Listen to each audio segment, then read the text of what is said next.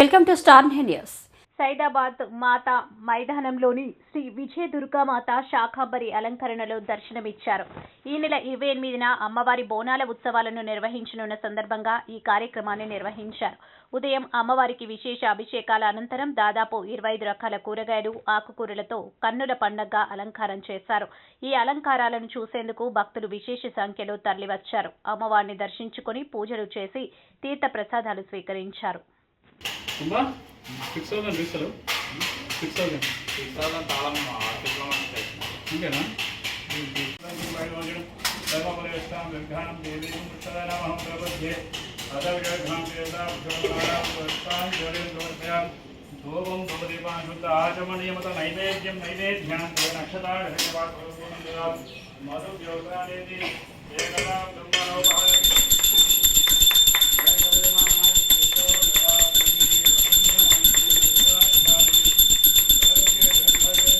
అంబికాయ నమః.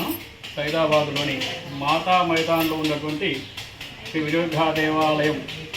ఈ దేవాలయం వచ్చేసి 15 సంవత్సరాలుగా ఇక్కడ భక్తులకు అధికమైనటువంటి వాళ్ళ యొక్క మనసులో ఉండేటువంటి వాంఛలను నెరవేరుస్తూ అమ్మవారు కొలువై ఉన్నది. ఇక్కడ ఆషాఢ మాసంలో ప్రతి ఆషాఢ మాసంలో కూడా మనము శాకాంబరి అలంకారం అనేది చేస్తూ ఉంటాము.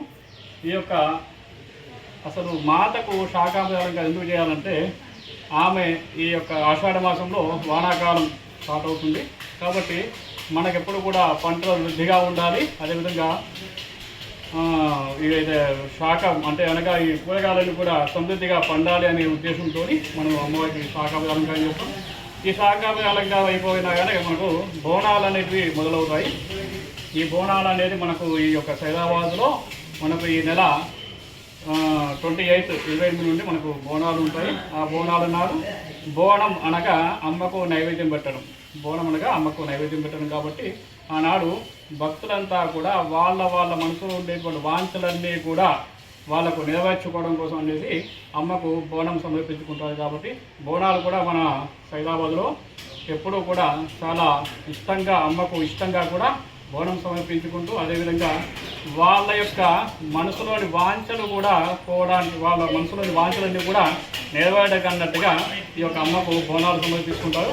మనకు మన సైదాబాద్లో దాదాపు ఈ దేవాలయంలో 15 సంవత్సరాల నుండి కూడా బోనాలు అత్యంత వైభవంగా